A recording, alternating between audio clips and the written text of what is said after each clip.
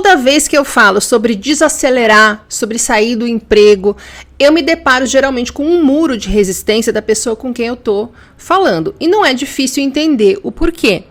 Lógico que tem quem queira ouvir, quem não queira ouvir já reage, me agride, sai correndo sem olhar para trás. Mas para quem quer ouvir, eu queria explicar a minha visão. Porque muita gente se precipita em entender essa visão como sendo irreal por conta de uma postura defensiva, que eu também entendo o motivo. Me acompanha nesse raciocínio.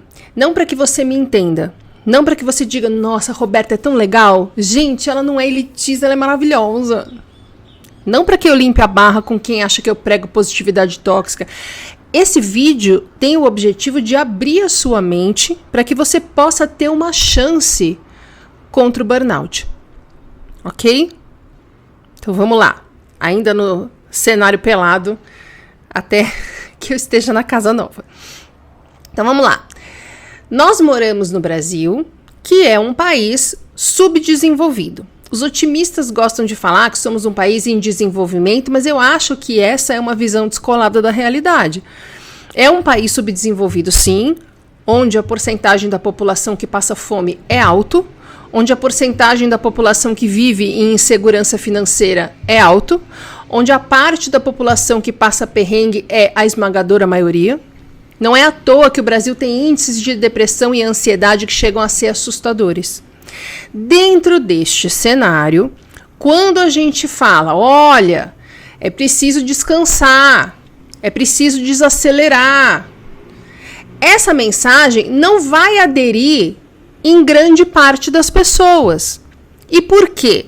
Porque muitas vezes desacelerar seria, por exemplo, para uma diarista, pegar menos faxinas para fazer.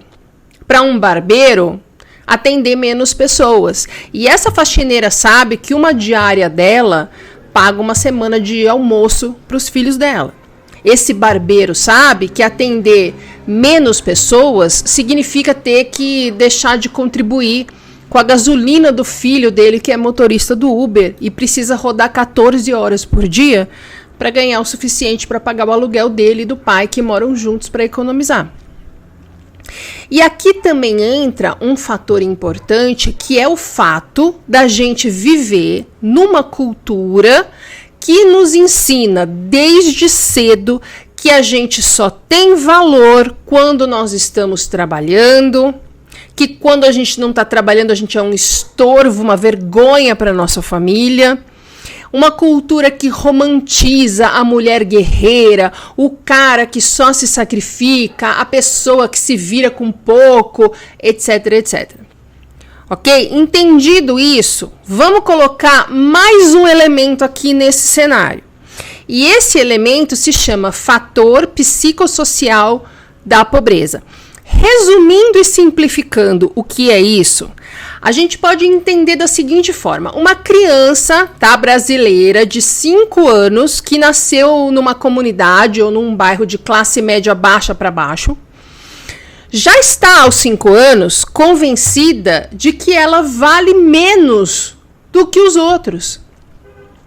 Ela já está convicta de que ela não pode sonhar alto, que ela não pode conseguir mais do que o suficiente para conseguir sobreviver. O fator psicossocial da pobreza é aquilo que faz com que quem não é rico tenha uma autoestima muito baixa, porque passa a acreditar que não merece coisas boas, que não é capaz de conseguir coisas boas. E isso não é errado, nem feio, nem nada. É a realidade. Se você mora num país em que o governo não te dá nada e o que ele puder ele tira de você, se você vê 1% da população gastando milhões numa bolsa de couro, no jatinho, um monte de gente vivendo com conforto e segurança, comendo salada com ouro, enquanto você vive com mais, 4 irmãos e 8 parentes numa casa com 2 quartos, onde a comida é contada. Se você cresce vendo a sua mãe fazer igual sua avó fazia, que demorava 3 horas de ônibus para chegar no serviço e mais 3 para voltar, como você poderia pensar diferente de minha vida é isso, eu não vou conseguir mais do que isso, pobre não tem vez? E ainda por cima, todo mundo à sua volta repete o tempo todo que pobre nasceu para morrer de trabalhar, que a vida é injusta, que o sistema é duro, que a vida é uma luta.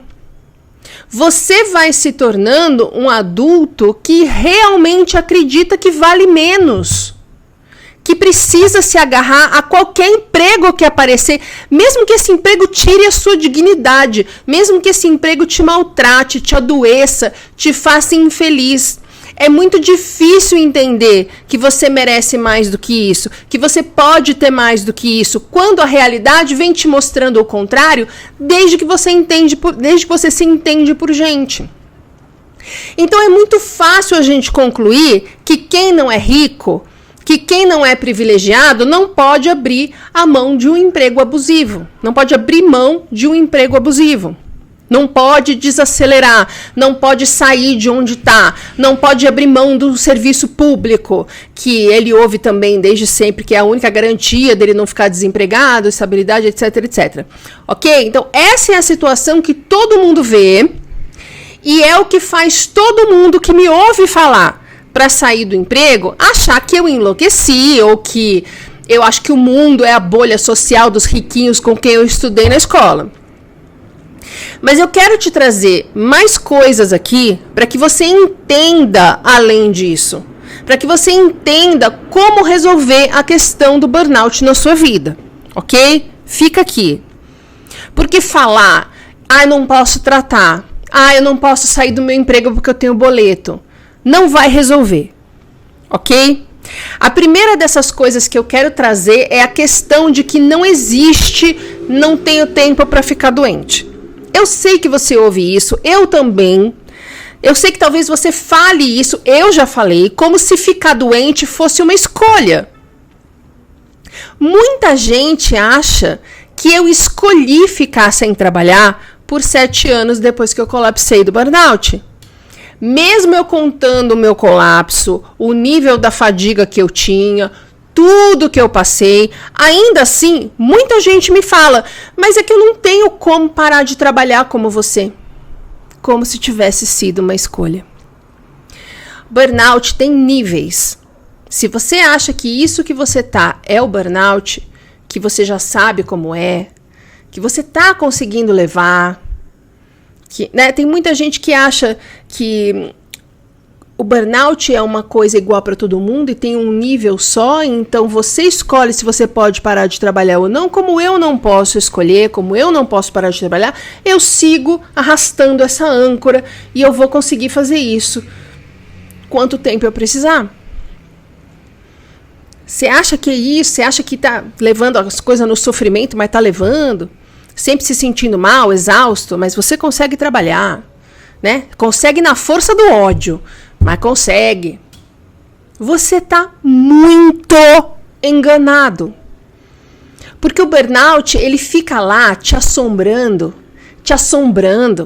mandando sinais. Seu corpo vai sinalizando aqui e ali. Você vai percebendo que está ruim e tal. E se você continua ignorando esses sintomas, seja porque você é workaholic e não quer parar para não se queimar no mercado, seja porque você acredita que não existe outra saída para você, que você não pode abrir mão do seu trabalho atual, nem desacelerar, a coisa vai piorando porque você está forçando a barra do seu corpo. É como se você tivesse com uma perna quebrada e trabalhasse como carteiro dos correios e resolvesse não parar. É lógico que eu sei que se um carteiro quebrar a perna, ele vai tirar uma licença e vai voltar quando a perna sarar. O que eu quero dizer é que o efeito físico de você forçar a barra do corpo que está em burnout é o mesmo de você quebrar a perna e falar, não, eu vou andar 8 horas pelas ruas o dia todo, vai dar certo. O seu corpo vai colapsar. O seu corpo vai te parar. O seu corpo vai mostrar que é ele quem decide o limite. E esse colapso é o que faz com que você, como eu não tive, não tenha escolha e seja obrigado a parar de trabalhar. E parar de trabalhar significa R$0 por mês. ou significa você afastado da empresa a cada 2 meses, precisando de laudo de psiquiatra para passar pela perícia, aquela ansiedade louca, aquela humilhação, aquele medo. Quando você consegue mais tempo de afastamento, no dia seguinte você já está angustiado, pensando, meu Deus, e se no mês que vem eu tiver que voltar, meu Deus, socorro. Ninguém sara assim. A outra coisa que eu quero trazer é que o governo não oferece uma estrutura de apoio à saúde mental para que as pessoas possam entender tudo isso. Pelo contrário, o discurso de saúde mental é elitista e pouco ou nada se faz para combater a psicofobia, que é o preconceito com todos aqueles que apresentem qualquer indício de que a saúde mental não está perfeitamente equilibrada. Daí a gente ouve que é preguiça, que é frescura, que é mimimi, que é falta de louça para lavar, que é falta de trabalho para fazer, etc, etc, etc. Então, amarrando aqui, tá? Nós temos, de um lado, um grande problema de autoestima, que faz com que a maioria das pessoas tenha a crença de que não merece coisas boas, de que não tem vez, de que não tem valor. E com isso precisa se agarrar a qualquer emprego com força total para poder garantir o sustento. Mas do outro lado, a gente tem um problema de saúde, que faz com que grande parte dessas pessoas que já lidam com ansiedade alta, com depressão não diagnosticada, apresentem também exaustão, insônia, desânimo, desamparo e desmotivação. Ok, aqui a gente chega num ponto muito importante, porque é isso que as pessoas me apresentam como justificativa para o famoso não tem o que eu possa fazer. Mas se você não fizer nada, você vai colapsar. Você entende? E aí, como é que você vai fazer? Porque para sair do colapso, é médico integrativo só. É caro. E demora. Eu tô com o melhor médico do país. Faz 2 anos e eu comecei a ver melhora mês passado, gente. Então, o que eu falo sempre é, não adianta esperar o sistema de trabalho mudar, as empresas se tocarem, porque vai demorar muito para isso acontecer. É coisa assim para os nossos netos ou bisnetos. Não adianta falar que não tem médico, que não tem terapia, que não pode desacelerar, que não pode parar, porque o problema não some. Ele, inclusive, se agrava num cenário assim. A única coisa que você pode fazer por você é procurar uma terapia e pesquisar como meditar, como desacelerar a mente, como mudar a sua alimentação, como fazer higiene do sono. Por um tempo você vai precisar investir nisso, tá? Talvez você precise nesse tempo de investimento de umas semanas aí desacelerado mesmo. Mas eu quero que você entenda que é um impulso que você está pegando, para que você tenha força para seguir em frente. Imagina o seguinte, é um carro, tá? Que o motor superaqueceu. Você está dirigindo, aparece no painel aquela luzinha vermelha de temperatura. Se você olhar aquela luzinha e falar, eu não posso parar, o carro vai fundir. O carro vai parar e você não vai ter como continuar a viagem. Mesmo que você argumente com o carro, eu tenho um prazo, eu preciso chegar. Ele vai fundir, porque ele não tem mais como continuar funcionando.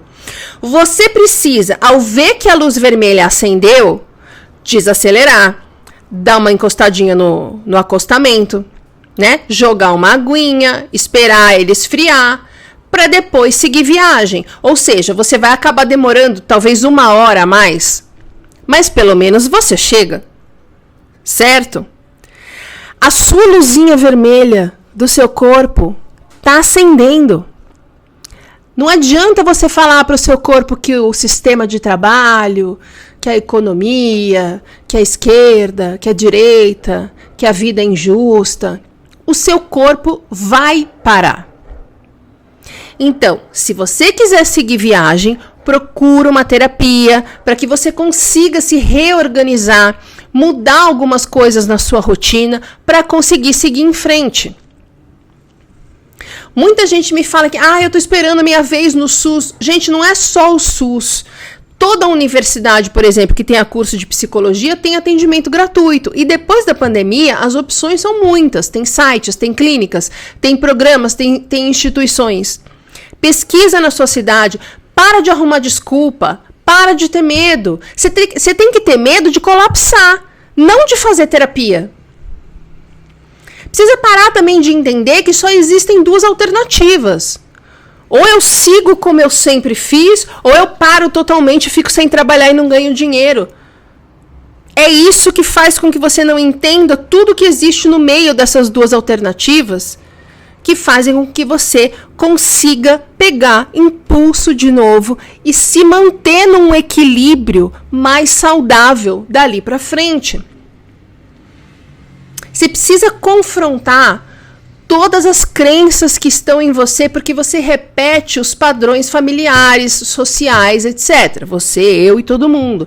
Você precisa entender que você pode sonhar, que você é capaz, porque essa cultura e esse padrão de sociedade desigual, né, que a gente tem, faz com que você tenha uma certeza de que você não é bom o suficiente, de que você nunca está se esforçando o suficiente, de que você não consegue melhorar a sua vida porque você não é capaz, ou porque você é impotente diante da vida, não tem o que fazer, por mais que você se esforce, sua vida não muda. Porque é justamente pensar assim que faz você estressar tanto. É muito bonito o discurso de que o sistema é injusto e precisa mudar. Sabe por quê? Porque o sistema é injusto e precisa mudar. O que eu faço aqui, lá no Instagram e nas sessões de terapia que eu atendo, é mostrar que apesar de tudo, apesar das dificuldades, apesar das injustiças, você precisa voltar a tentar. Você não pode desistir. Burnout não é fim, não é uma sentença de que não dá mais, que acabou para você, uma comprovação de que realmente você não consegue. O burnout é uma correção de rota, como se a vida tivesse pegado você no cantinho e falado assim, assim desse jeito que você está fazendo, não vai dar, você não vai conseguir. Você tem que mudar isso daí. Aliás, ela te falou isso várias vezes. Mas você falava, não posso agora ouvir. Peraí que eu tô ocupada, peraí que eu tô ocupada. E ela te jogou no chão e falou, bom, agora você vai escutar. Desse jeito que você está fazendo, não vai dar certo. Você precisa mudar isso daí. E onde você vai mudar isso daí? Na terapia. Se cuidando, pesquisando, lendo, seguindo, perguntando, questionando. Você não vai superar um burnout repetindo que não tem o que você possa fazer. Falar é fácil. Porque dinheiro não nasce em árvore. Porque eu não tenho alternativa. Achando bonito a mulher guerreira em luta que chora até dormir porque não aguenta mais. Você não vai superar um burnout repetindo e falando pra mim que não tem médico que você possa pagar ou na sua cidade, que você tem conta, que as pessoas dependem de você. Porque um dia você vai colapsar. E não vai poder ajudar ninguém nem pagar nada. E aí? Não seria pior? Então, a luzinha vermelha acendeu. Desacelera. Para no acostamento. Pede ajuda. Joga uma aguinha. Esfria. Para que você consiga continuar em frente. Para que você consiga continuar andando. Se você insistir, o seu motor vai fundir. E aí você não chega em lugar nenhum. Eu entendo que não é fácil. Mas toda vez que alguém me informa, entre aspas, que eu não sei de nada, porque eu tenho privilégios, eu sempre pergunto, a única saída é não fazer nada, então? Não dá para eu me tratar, não dá para eu desacelerar. Então a única saída é você ficar esperando colapsar e a partir daí deixar de viver e virar um fardo, um estorvo, uma coisa sem liberdade. Você acha justo? Você acha, jura pra mim que você acha que é isso que você veio fazer no mundo? É isso que você merece? Gente, você não tá no mundo pra se fuder desse jeito. Ninguém tá no mundo pra se ferrar assim. A gente não veio pra sofrer desse jeito. Para de acreditar nisso. Procura ajuda. Muda essas crenças. Aumenta a sua autoestima. Vai atrás do que faz bem pra você. Não precisa ser uma mansão e uma Ferrari. Coisas que te fazem bem, o que você queria quando você era criança, o que você sabe que faria bem, mas você tem medo de tentar. Que você tem medo do que falem. Procura ajuda, dá essa chance para você. Você merece. Ficar repetindo que não dá, que é difícil, que não sei o quê, que não entende, que não tem privilégios e etc., te estressa cada vez mais, porque quanto mais você acredita nisso, mais você se sente impotente diante da vida, e essa sensação de impotência diante da vida é a raiz do burnout, é a coisa que mais estressa. Confie em mim pelo menos por 30 segundos. Você veio no mundo para fazer diferença, para ser feliz, não para se fuder desse jeito. Dá essa chance pra você. Até semana que vem.